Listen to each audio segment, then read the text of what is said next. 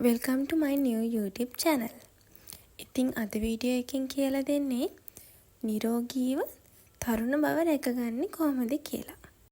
සම නිරෝගීව තරුණව තබා ගැනීම අද බොහෝ දෙනෙක්ට අභියෝගයක් වෙලා තියෙනවා.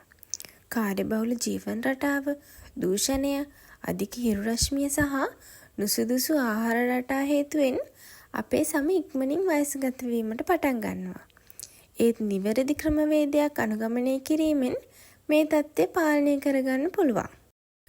සම රැකවරණය සඳහා සංකීර්ණ සහ මිල අධික නිෂ්පාදන ගණනාවක් භාවිතා කිරීම වෙනුවට සරල හා කාර්යක්ෂම පියවර කිහිපයකින් සම රැකගැනීමේ රහස් තමයි මම අද ඔයාලට කියලා දෙන්න යන්නේ.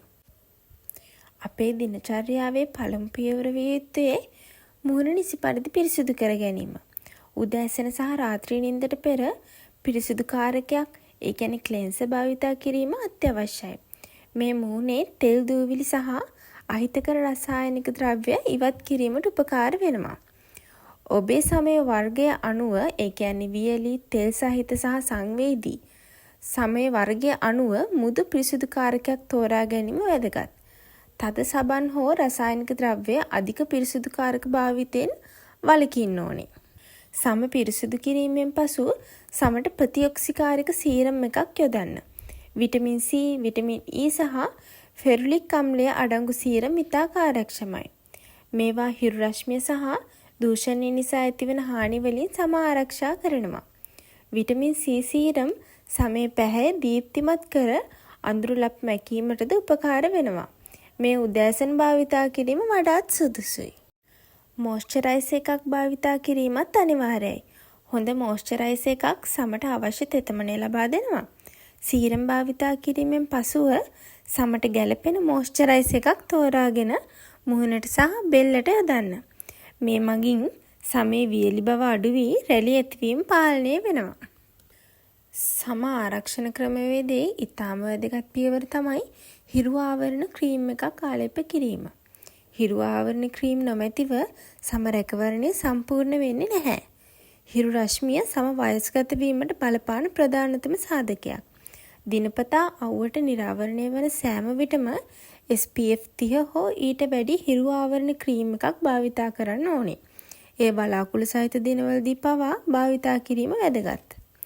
ඒ වගේම රාත්‍රී නිින්දට පෙර ඔබේ මුහුණ පිරිසිදු කර වියලාගත් පසු රෙටිනොයිඩ් අඩංගු නිෂ්පාදනයක් භාවිතා කරන්න ඕනේ. රෙටිනොයිඩ් කියලා කියන්නේ විටමින් A වලින් සම්පන්න වෙච්ච සංයෝගයක් වෙන අතරම සමේ සෛල අලුත් වැඩියා කිරීමට සහ රැලි සහ සියුම් රේඛා අඩු කිරීමට උපයෝගී වෙනවා. රෙටිනොයිඩ් මුලින්ම භාවිතා කරනකොට මුදු නිෂ්පාදනයකින් පටන් අරගෙන සති කිහිපයක් යනතුරු දින කිහිපයකට වරක් පමණක් භාවිතා කිරීම සුදුසුයි. සමටය හුරු පසු දිනපතා භාවිතයට මාරු විය හැකියි. ඒ වගේම සමබල ආහාර වේලක් ගන්න ඕනේ. විටමින් සහ ಖನಿජ ලවණ බහුල ආහාර මගින් සම නිරෝගීව තබා ගන්න පුළුවන්. ඒ වගේම ප්‍රමාණවත් තරම් ජලය පානය කරන්න ඕනේ. මේ සමට අත්‍යවශ්‍ය තෙතමනය ලබා දෙනවා. නිසි නිින්දක් ලබා ගන්නත් ඕනේ. නිින්දෙදි තමයි සම අලුත් වැඩියා වෙන්නේ. මේ සරල පියවර කිහිපය නිතිපතා අනුගමනය කිරීමෙන් ඔබේ නිරෝගී සම දීප්තිමත් සහ තරුණ පෙනුමක් ඇති සමක් බවට පවත්වාගත හැකියි. මේ සඳහා මිල අධික හෝ සංකීර්ණ නිෂ්පාදන භාවිතා කිරීම අත්‍යවශ්‍ය වෙන්නේ නැහැ.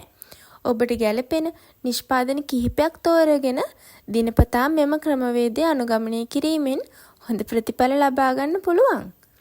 ඉතින් මේ වගේ වටිනා වීඩියෝ එකකින් ආයෙ හම්බ වෙනකන් ඔයාලා හැමෝම සතුටින් පරිස්සමෙන් ඉන්න.